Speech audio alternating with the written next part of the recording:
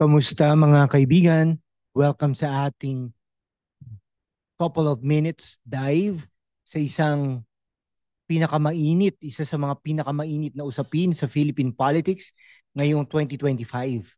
Ako si #WalkWithLan at ngayon pag-uusapan natin ang epic showdown ni Senator Rodante Marcoleta at Chief PNP Nicolas Torre, parehong miyembro ng Iglesia ni Cristo pero magkaiba ang laban. Huwag mong guluhin ang INC, hindi gugulo ang buhay mo. Isang linya na sumikat sa kontrobersiyang ito. Pero sino nga ba ang tunay na bida dito? Para sa ating mga kababayan, lalo na sa mga OFW sa United States, Canada, Australia, UK, Hong Kong, Saudi Arabia at iba pang panig ng mundo, this video is for you. Kung gusto mong malaman kung bakit si Marcoleta ang tunay na boses ng INC at bayan, hit that subscribe button, i-like, i-share, at mag-super thanks para suportahan ang content na ito. Okay, alam mo ba si Senator Marcoleta ay nanalo bilang senador noong 2025 na may mahigit 15 million votes, no? Habang si Chief Torre ay nahirapan mag-explain ng kanyang controversial na PNP policies. Mind-blowing, di ba? Ngayon, let's unpack this drama with facts, satire, at konting chismis. Sasagutin natin, bakit si Marcoleta ang hero ng INC? Ano ang ginagawa ni Chief Torre na nagdudulot ng kaguluhan? Paano naapektuhan ng INC ang politika at bakit mahalaga ito para sa OFWs? Let's dive in with some witty insights para hindi ka mabore. Kicking things off with our main man, si Senator Rodante Marcoleta, ang tunay na champion ng INC at ng bayan. From his humble beginnings at sa GIP party list representative to his rise as a senator in 2025, si Marcoleta ay isang force to be reckoned with. Si Marcoleta ay kilala sa kanyang unwavering loyalty. No? Sa INC noong 2020, he led the charge sa ABS-CBN franchise shutdown, defending the INC's interest against media giants. Ayon sa Rappler, his role in the franchise denial earned him the nickname Franchise Slayer, a badge of honor for INC loyalists. With over 15.25 million votes, Marcoleta landed 6th in the 2025 senatorial race, a testament to INC's black voting power. Sa Vatican City pa nga, he got 56 votes. Impressive, di ba? His campaign backed by Duterte allies, talagang meron po siyang political clout. So Marcoleta's speeches are all about peace, unity at disiplina, values na hinangaan ng INC. Sabi niya sa isang rally, ang INC ay para sa kapayapaan, hindi para sa gulo. Class act, di ba? Si Marcoleta ay parang Captain INC, complete with a shield made of black votes. Kapag nagsalita siya, parang sinasabi niya, huwag kang magkakamali dahil ang INC ang nasa likod ko. Now, let's talk about Chief PNP Nicolas Torre. Sino ba siya at bakit siya biglang sumulpot bilang kontrabida?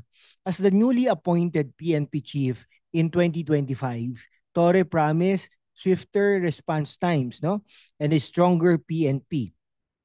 But his actions have raised eyebrows, especially among INC members. Sinasabi sa ilang post sa X na si Torre ay nag-criticize ng INC's political influence, particularly kay Marcoleta. Pero here's the tea, walang solid evidence. May rumored video sa Reddit na nagpapakita ng tense handshake nila ni Marcoleta, pero netizens called it AI-generated. Blurry ang video, awkward ang vibes. Sabi ng isang user, Torre versus Marcoleta, parang teleserye ito na low budget. As PNP chief, Torre's policies like stricter protest regulations have been criticized as anti-democratic. Sa isang press con, he dodged questions about INC's role in politics, saying, let's focus on peace and order. Evasive much, di ba? Okay, his lack of transparency fuels suspicion na may personal agenda siya. Bilang INC member, bakit parang si Torre ang sumasalungat sa church? Critics says he's trying to gain clout by riding anti-INC sentiments online. Pero wala pang receipts to back it up. Si Torre ay parang action star na gustong maging hero sa X. Pero ang script niya ay puro plot holes. Kapag sinabi niyang peace and order, parang sinasabi niya, wag akong tanungin, wala akong sagot. Oof! Bakit nga ba big deal ang INC sa politika? With 2.8 million members, the Iglesia ni Cristo wields a black vote na kayang baguhin ang resulta ng eleksyon. Okay, fun fact muna tayo, no? Sa 2022, INC delivered 98% support kay Marcos Duterte. That's power, mga kaibigan. Ayon sa SWS, INC endorsements often go to survey frontrunners, ensuring wins like Marcoleta's sixth place finish in 2025.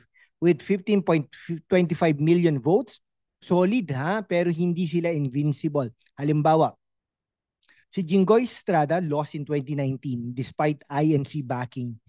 Si Marcoleta ay ang bridge ng INC sa Kongreso from supporting Duterte's policies to opposing Sara Duterte's impeachment.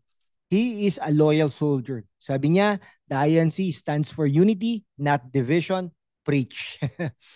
Samantala, si Torre ay parang out of touch sa INC's disciplined approach. His vague criticisms and questionable PNP policies make him look like a loose cannon. Isipin mo ha, ikaw ay OFW sa Saudi Arabia, nagpapakahirap para sa pamilya mo. Tapos, nalaman mo na ang boto mo ay naimpluwensyahan ng INC. Si Marcoleta bilang boses ng church ay nagbibigay ng clarity sa politika, habang si Torre ay nagdudulot ng confusion sino ang pipiliin mo. So anong laban nila? The Marcoleta-Torre controversy ay tungkol sa loyalty versus rebellion. So let's break it down. Si Marcoleta ay naninindigan para sa INC's values, peace, unity at discipline. His track record from ABS-CBN to Duterte's policies shows he's a proven leader. Sa 2025 nga, no? He urged COMELEC for an early proclamation showing his commitment to serve. That's leadership. Ito naman si Torre, meanwhile, ay parang lost puppy. His criticisms of INC's influence lack evidence, and his PNP policies, like limiting protests, smell like power tripping. Sa isang expose, sinabi ng isang user, Torres just fishing for attention. No receipts, no case. To be fair, Torre might think he's fighting for transparency, pero without proof, his claims against Marcoleta and INC feel like empty noise. Marcoleta, backed by millions of votes, and INC's trust is the clear winner here. Ang laban na ito ay parang boxing match, no? Si Marcoleta ang champ na may solid punches, habang si Torre ay nag-swing ng air punches. Kapag INC ang usapan, Marcoleta's got the knockout. Para sa ating mga OFW sa US, Canada, Australia, UAE, Hong Kong, UK, Saudi Arabia, Switzerland, Austria, Norway, Denmark, Ireland, New Zealand, Sweden, Netherlands, Cayman Islands, Germany, Belgium, Japan, Finland, Poland, France, at South Korea, this is your fight too. INC's black voting influences overseas precincts. Sa 2025, Marcoleta got 26 votes from Vatican City, showing INC's global reach. Kung INC member ka, your vote counts, pero si Marcoleta ang nagbibigay ng direksyon.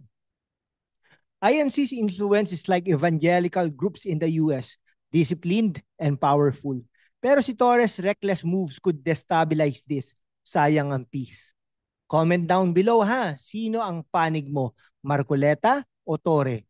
Hit super thanks din to support this channel, lalo na para sa mga OFWs na gustong malaman ang tunay na laban sa Pilipinas. Si Senator Marcoleta ang tunay na boses ng INC, loyal, disciplined at proven. No? With 15.25 million votes, he's a political titan. Si Chief Torre naman, meanwhile, ay nagdudulot ng gulo with no evidence to back his claims. The INC's black voting remains a game changer, and Marcoleta is its heart and soul. So mga kaibigan ang politika ay hindi lang tungkol sa boto, tungkol ito sa trust, no? Si Marcoleta ay pinagkakatiwalaan ng INC at ng bayan, habang si Torre ay parang shooting star, mabilis sumikat pero mabilis din mawala. Kaya mag-isip ng mabuti sa 2025 elections at beyond. Kung nagustuhan mo ang video, i-like at i-share at i-subscribe para sa mga OFWs sa United States, Canada, Australia, UAE, Hong Kong, UK at iba pa. Your support, no, keeps us going. Mag-super thanks at comment below bakit mahalaga ang INC sa politika. See you next time.